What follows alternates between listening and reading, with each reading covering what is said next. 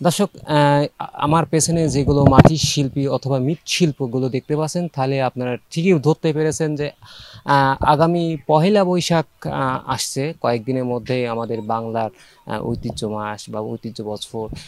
এই পহেলা বৈশাখ শুরু হতে যাচ্ছে। এক্ষেত্রে মৃৎশিল্পরাও বিভিন্ন ধরনের কাজে তাদেরও ব্যস্ততা বেড়ে গেছে এবং তারাও মৃৎশিল্পে দিয়ে আপনি যেমন দেখতে পাচ্ছেন ব্যাংক, বাথরুমের চাক, তারপরে মাটির বিভিন্ন আসবাবপত্র সহ বিভিন্ন ধরনের তৈজব জিনিসপত্র বানাচ্ছেন এবং তারা হলো দেশে সব বিদেশেও রপ্তানি করতেছেন। তবে তাদের একটাই দুঃখ প্রকাশ করেছেন যে তাদের এই পারিবারিক প্রায় আমি এখানে যেখানে আছি সেখানে কুষ্টিয়া জেলা ভেড়ামারা উপজেলার ধরমপুর এলাকায় এখানে প্রায় 16 থেকে 18 20টি পরিবার এখানে তারা একই পেশায় নিয়োজিত আছেন এবং তারা বহু বছর ধরে তারা এই পেশায় কার্যক্রম করছেন।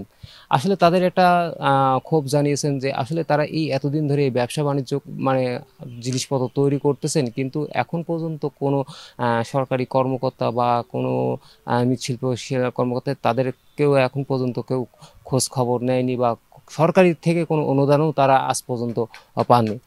তো তবে চলুন আমাদের আসলে এই মৃৎশিল্প কারিগরদের মাধ্যমে আপনাদেরকে জানাতে চাই আসলে তারা কতটা কষ্ট আছে, আমি আপনাদেরকে সেটা জানাতে চাই। আমরা পেশায় 35 বছর আছি এবং আমার বাবা, আমার দাদু, 14 পুরুষ আমরা এই ব্যবসা করি। বর্তমানে এই ব্যবসায় আমাদের কাজকর্ম করি, খড়ি কাটি মাটি, এই সমস্ত খরচে আমাদের পেটের ভাত কোনো রকম হয়, ওই খাওয়া দাওয়া শোধ, এই প্রকারেই আমাদের এই ব্যবসাটা। আমার ধরেন আজ থেকে 30 বছর আগে, এখন কত সাল হবে, না না না, কোনো আর্থিক অনুদান দেয় নাই। শোনেন, এগুলা ধরে রাখতে হলে সরকারি যদি কোনো আর্থিক অনুদান আপনার কাছে বললেও তো দেবে না, বলে কোনো লাভও নাই।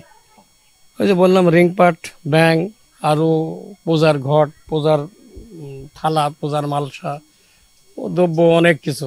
সারা ঢুকসা, চারি, তারপর বিভিন্ন রকমের জিনিস বানাচ্ছে, যে যখন আসে মন চায় নিয়ে যায়, না হলে না। তাছাড়া ওই থাল মাল সব বানায় না, ছোটকালের থেকে ধরেন চলছে ওইভাবেই, একের পর এক চলে যাচ্ছে।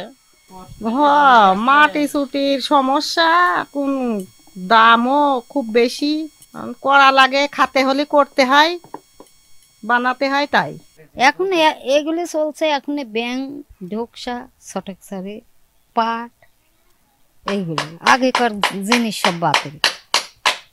এখন কি কারণ, এখন বিভিন্ন রকমের জিনিস উঠেছে, তো সেজন্য নিতে চাই না। ধরেন যে এসব চলে যায়, বিদেশ চলে যায়, হ্যাঁ বাইরে চলে যায়। এখন ব্যাং ট্যাং সব কিছু ধরেন যে প্লাস্টিকের তা হয়েছে, এগুলি সব টাককে টাক চলে যায়। আসলে এখানে যে কারিগরদের মাধ্যমে আমরা যতটুকুই জানতে পারলাম যে আসলে তারা মানে যে পরিমাণ কর্ম বা যে পরিমাণ বিক্রি করে থাকেন সেটাতে তাদের খুব একটা লাভবান হয় না। এবং এইটি 20 তারাও এটাও বলতেছে যে তাদের এখানে প্রায় 20 থেকে 25 জন পরিবার তারা এই ব্যবসায়ীর সাথে জড়িত আছেন এবং এখানে কোনো সরকারি কর্মকর্তা বা এখানে কোনো খোঁজ খবর বা কোনো কিছু খোঁজ খবর নেননি এবং পাননি, তারা আর্থিক সহযোগিতাও তারা এখন পর্যন্ত পাননি।